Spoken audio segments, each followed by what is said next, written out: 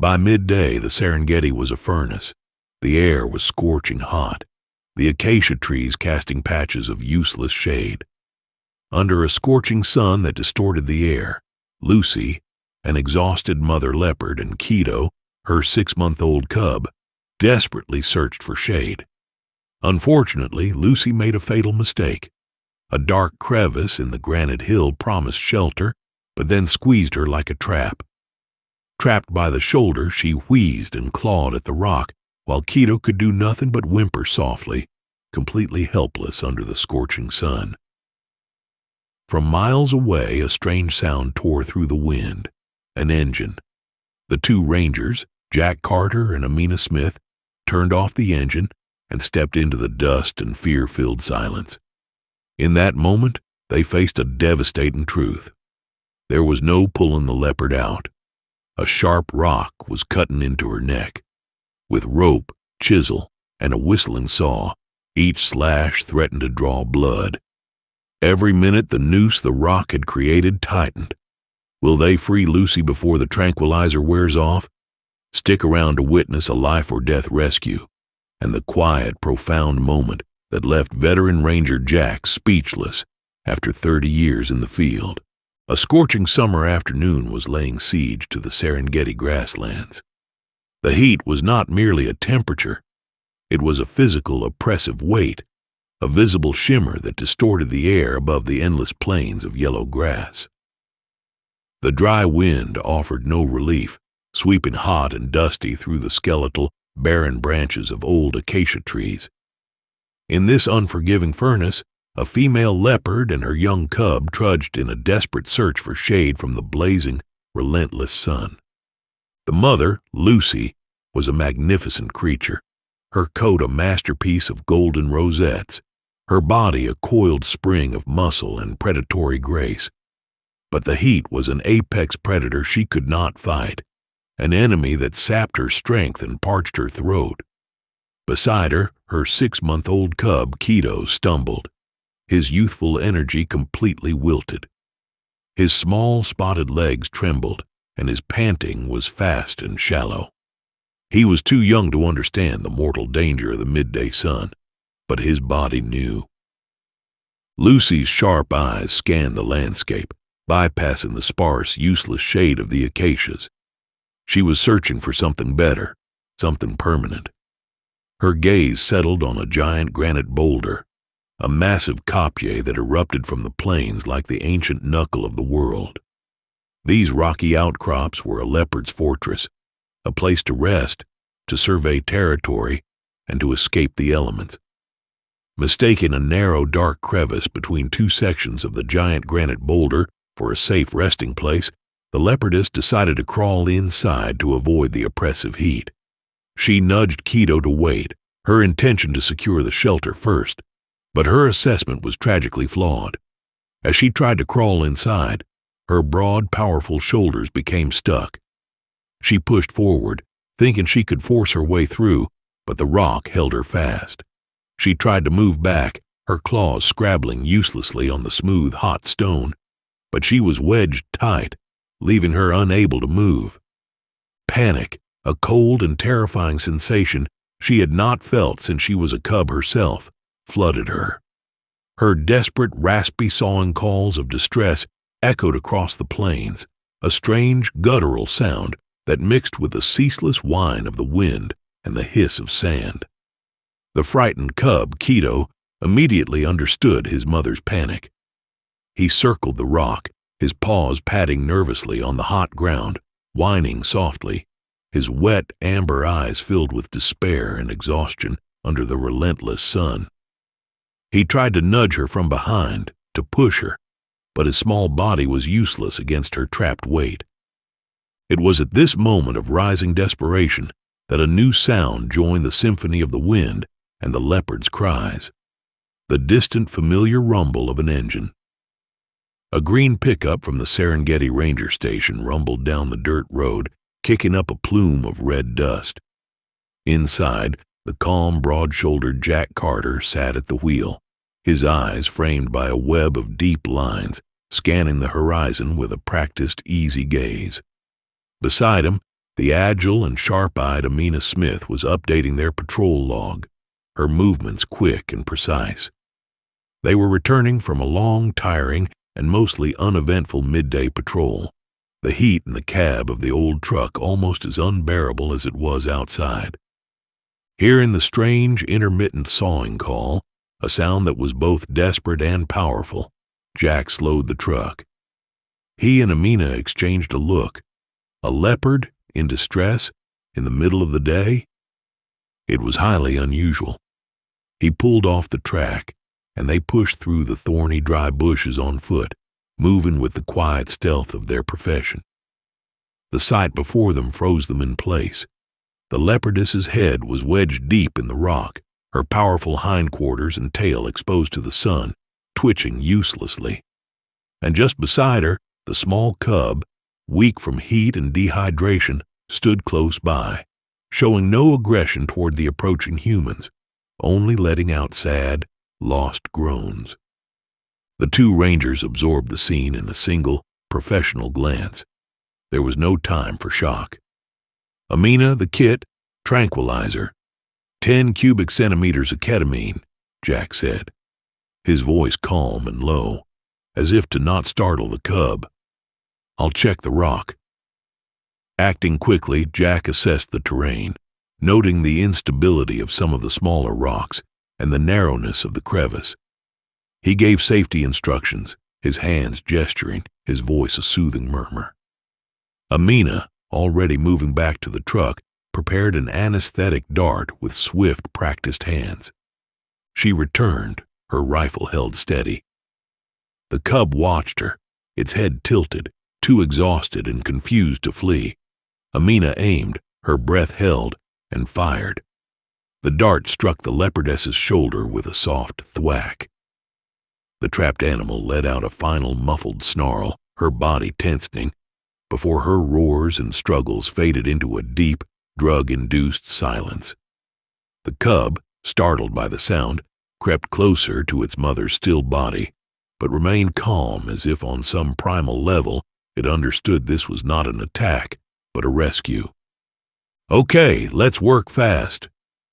The sun is our enemy here as much as the rock, Jack said. He retrieved heavy-duty ropes from the truck. The rangers tried pulling her heavy body free, looping the ropes around her hind legs and pulling together. But she wouldn't budge. Stop, Jack commanded, seeing the problem. Look, the sharp edge of the rock here, it's cutting into her neck. If we pull, we'll either sever her spine or she'll bleed out. We can't pull her. Amina, her face already streaked with sweat, looked at the crevice, her mind racing. We have to widen the opening, she suggested. There's no other way. Hammer and chisel. Good. Let's start. Together they worked with a hammer and a long steel chisel under the burning, merciless sun. The sound of metal striking stone was a sharp, jarring rhythm in the hot, still air. It was brutal, painstaking work. Sweat streaked their faces, stinging their eyes, and plastered their uniforms to their backs. For every chip of granite they managed to break off, a dozen more strikes seemed to do nothing. The cub lay patiently nearby, its small body curled in the sliver of shade cast by the ranger's truck, its wide, terrified eyes watching their every move. After nearly an hour, the progress was agonizingly slow. The rock was harder than it looked, and the crevice was barely any wider. This is too slow, Jack said, wiping his brow with the back of his arm. The drug won't last forever, and I don't want to have to give her another dose in this heat. He looked at the rock, then back at the truck, his mind clicking through their options. There's one more thing. He fetched a handheld gas-powered cutter from the truck's emergency kit. With a sharp pull of the cord, the machine roared to life, a deafening scream that shattered the afternoon silence. Sparks flew like a shower of stars as the diamond-toothed blade bit into the ancient granite. Granite dust, fine and white, filled the hot air, coating their faces and catching in their throats. It was a risky, noisy, and dangerous move, but it was their only one. Amina stood by with a water bottle, spraying the blade to keep it from overheating as Jack, his body braced, carefully cut a deep line in the rock above the trapped leopard's head. At last, with a loud crack, the crevice widened. "Now!" Jack shouted over the dying engine. After carefully chiseling away the softened, fractured edge, a large piece of rock broke off, creating a gap of several crucial inches. "Now, the ropes! Pull steady. All our strength," he commanded. They looped the ropes again, this time with Amina ensuring the neck was clear of the sharpest edges. They pulled together, their boots slipping in the dust, their muscles straining against the inert, heavy weight of the sedated predator. "Again!" Jack grunted. Inch by agonizing inch, the heavy body slid free from the stone trap. With a final, coordinated heave, she was out, her limp form collapsing onto the dusty ground. They worked with renewed urgency, a field triage in the middle of the Serengeti. Laying her on her side with her head propped up to ensure an open airway, they examined the wound. It was a deep, ugly gash, but it had miraculously missed the major arteries.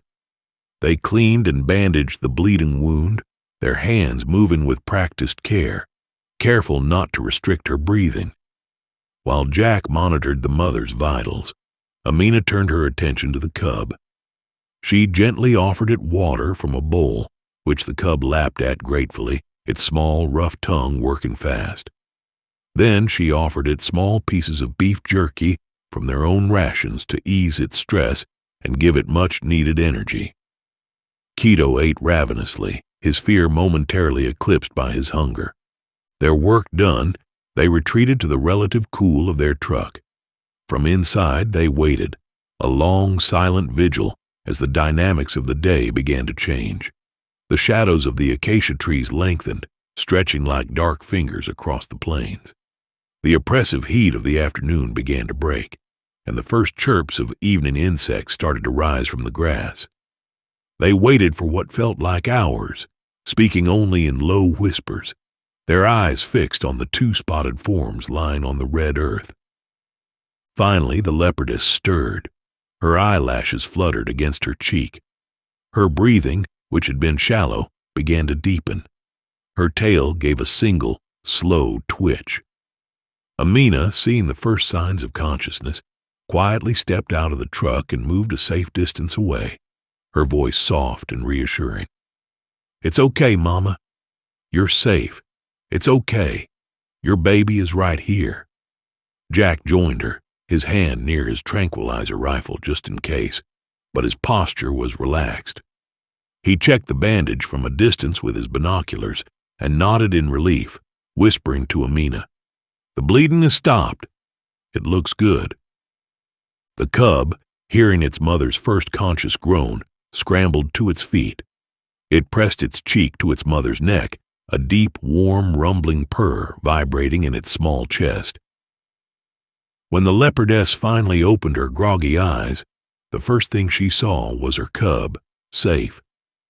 She nuzzled her cub's forehead, a gesture of profound gratitude and reassurance, before her nose found the meat that the rangers had left beside her.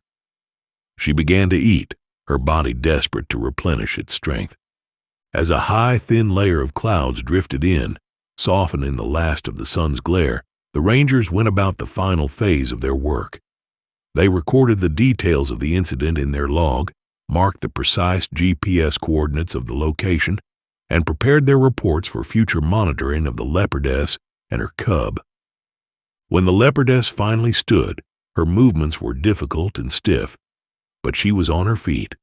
The cub walked close by her side, a small, devoted shadow, rubbing his head against her bandage as if to comfort her.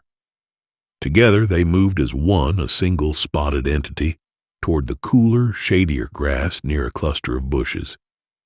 Before leaving, the leopardess did something that made both rangers pause. She looked back calmly at them, her intelligent golden-green eyes unusually soft.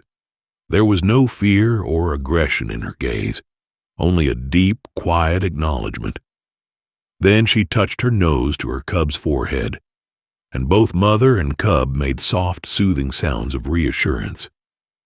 "Well," Jack said quietly, breaking the silence, "I've been doing this for 30 years, and I've never seen anything like that."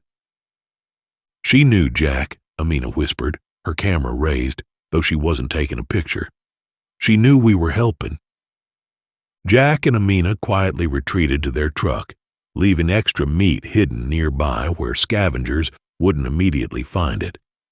They documented the full details of the rescue, while also making plans to return not just to monitor the leopards, but to place warning signs for other rangers and perhaps camera traps around the dangerous rocks to see if other animals were drawn to the same fatal trap. As they drove away toward the Serengeti Central Ranger Station, the dust from their tires trailing behind them in the fading light, they could see the mother and cub in the side mirror. They had stopped to rest briefly, their heads leaning against each other, their ears flicking in the gentle evening breeze. Then, as one, they rose again and began to walk slowly, disappearing into the glowing, darkening grasslands. Amina finally captured the scene with her camera, a simple yet profound frame. Two spotted forms united against the vast landscape, embodying the heart of a ranger's duty. Jack, beside her, closed his notebook. He was already reflecting on the lesson of the dangerous terrain and the small, crucial details that can mean the difference between life and death. The long, grueling day in the Serengeti ended with silence, with a shared, bone-deep exhaustion, and with a profound sense of gratitude. It ended with the quiet, unspoken promise of life, hard-won and renewed, in the magnificent, dangerous, and utterly miraculous wild.